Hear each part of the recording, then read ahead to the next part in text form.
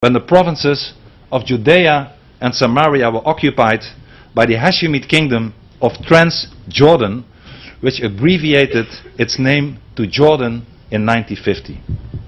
And until 1967, when Israel regained the ancient Jewish heartland of Judea and Samaria, no one, not even a single Islamic scholar or a Western politician ever demanded that there be an independent Palestinian state in the so-called West Bank.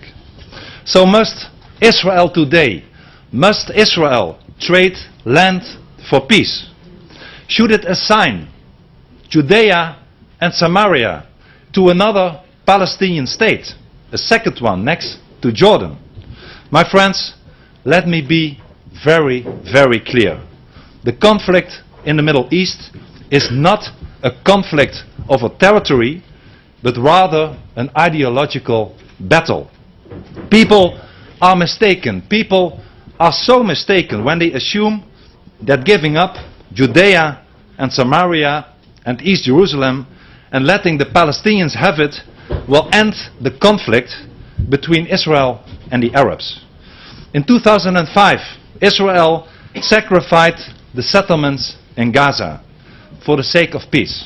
And I ask you, did you get any peace? On the contrary, because the conflict is essentially ideological, the situation only worsened. Because the conflict is ideological, territorial concessions are counterproductive. Ideologies cannot be confeated by concessions.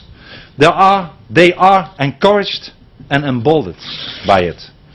Ideologies must be confronted with the iron will never to give in. Never, never, never in nothing, great or small, large or petty.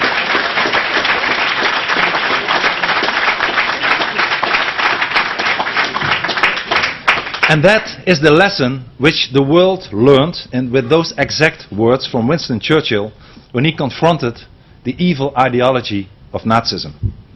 And this conflict here in the Middle East is not about land and borders, but it's about Islamic jihadism opposing Western liberty. From the moment that Israel was founded, the Arab leaders have rejected every partition plan and every initiative for territorial settlement.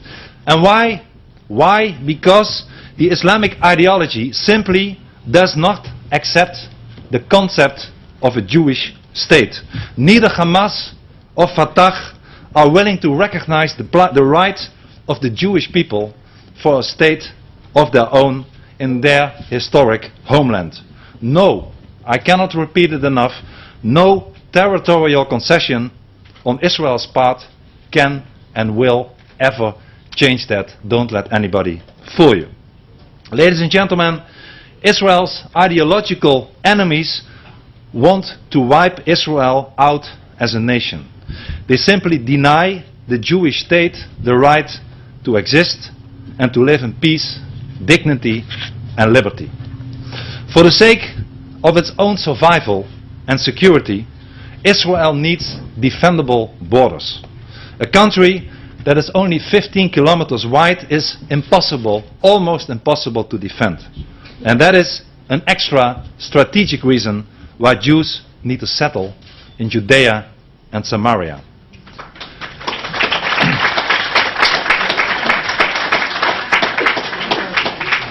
Therefore, the Jewish towns and villages in Judea and Samaria are not an impediment to peace. They are an expression of the Jewish right to exist in their own land.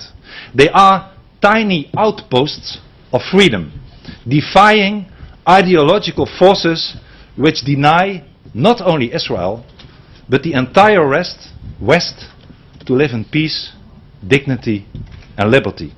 And let us please never forget that Islam threatens not only Israel. Islam threatens the entire world. Without Judea and Samaria, Israel cannot protect Jerusalem. And the future of the world as a symbol of freedom depends on Jerusalem. If Jerusalem falls today, Athens and Rome, Amsterdam and Paris will fall tomorrow. Thus,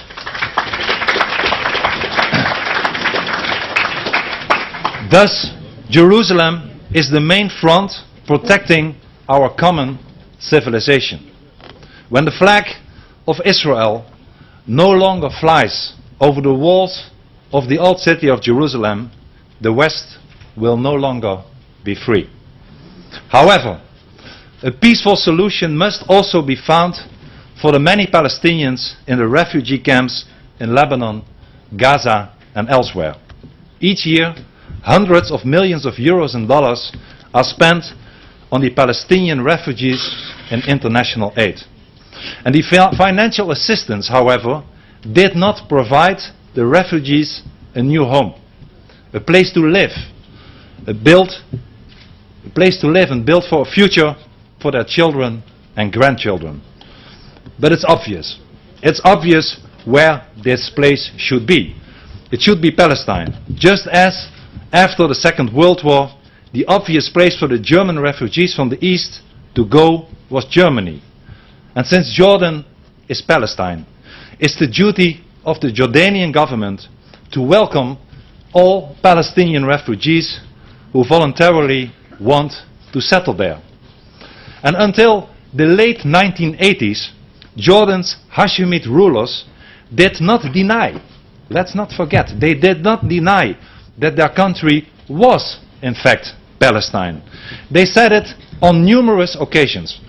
In 1965, King Hussein said, and I quote, "Those organizations which seek to differentiate between Palestinians and Jordanians are traitors," end of quote. But even as late as the year 1981, King Hussein said, and I quote again, "Jordan is Palestine and Palestine is Jordan," end of quote. And in March 1971, the Palestinian National Council too stated that, and I quote, "What links Jordan to Palestine is a national bond, formed since time immemorial by history and culture. The establishment of one political entity in Transjordan and another in Palestine is illegal," end of quote. But by the late 70s, the Arab authorities began to differentiate between Jordanians and Palestinians. What was previously considered to be treason and illegal suddenly became the new propaganda line.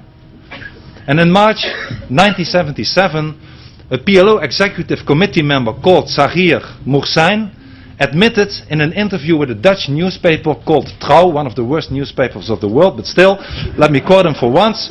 In that newspaper, he said the following: Only for political and tactical reasons do we speak today about the existence of a Palestinian people. Since Arab national interests demand that we posit the existence of a distinct Palestinian people to oppose Zionism. For tactical reasons, Jordan, which is a sovereign state with defined borders, cannot lay claim on Haifa and Jaffa. While, as a Palestinian, he said to this Dutch newspaper, I undoubtedly can demand Haifa, Jaffa, Beersheba and Jerusalem. However, the moment we reclaim our right to all of Palestine, we will not wait even a minute to unite Palestine and Jordan. End of quote. And of course you all know and remember the year 1988 as the first Intifada raged and Jordan officially renounced any claim of sovereignty to the so-called West Bank. And in a recent year, the Jordanian authorities have stripped thousands of Palestinians of their Jordanian citizenship. And they did so, and they do so for two reasons. First, because the alien Hashemite rulers fear that the Palestinians may one day take over their own country.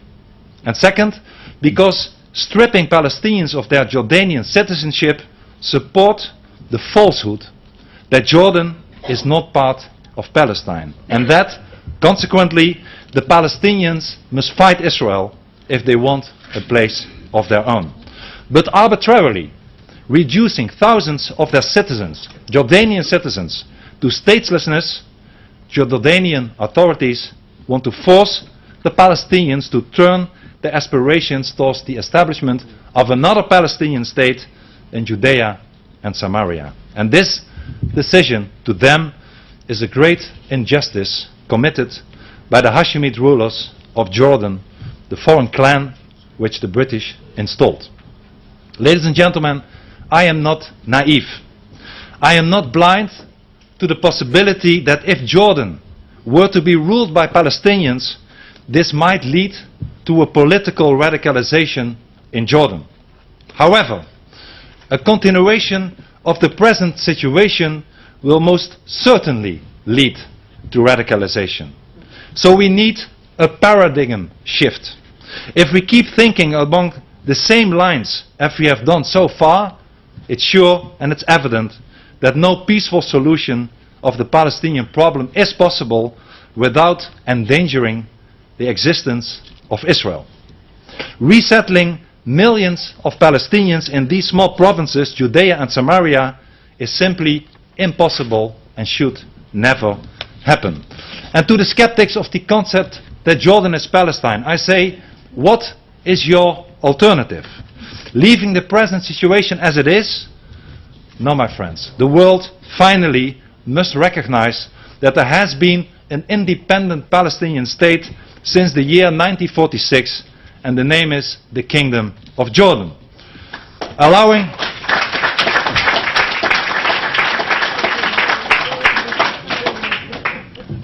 all Palestinians to voluntarily settle in Jordan is a better way towards peace than the current so-called two-states approach, in reality a three-stage approach, propagated by the United Nations, the United States administration, and so many other governing elites all over the world. We only want, of course, we all only want a democratic, non-violent solution for the Palestinian problem. But this requires that the Palestinian people should be given the right to voluntarily settle in Jordan and freely elect their own government in Amman. And if the present king, if the present Hashemite king is still as popular as today, of course he can remain in power, but that is not up to me, but up to the people of Palestine to decide in real democratic elections. So my friends, I am advocating here a totally new approach. Let us acknowledge that Jordan is Palestine. And to the Western world where we all belong to, I say, let us stand with Israel, because the Jews have no other state, while the Palestinians already have Jordan.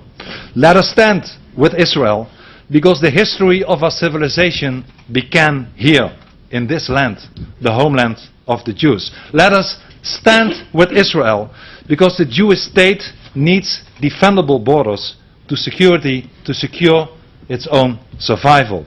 Let us stand with Israel, because it's the front line in the battle for the survival of the West, of our Christian Judean culture, and of our freedom. And we must always and all speak the truth. And the truth is that Jordan is Palestine. The truth is that Samaria and Judea are part of Israel. The truth is that Jerusalem may never fall. The truth is that Israel is the only democracy in this region of darkness and tyranny. The truth is that Israel is the linchpin of the rest. And of course, I am just a foreign guest, and I should be modest. I saved this to the end of my speech. But still, Israel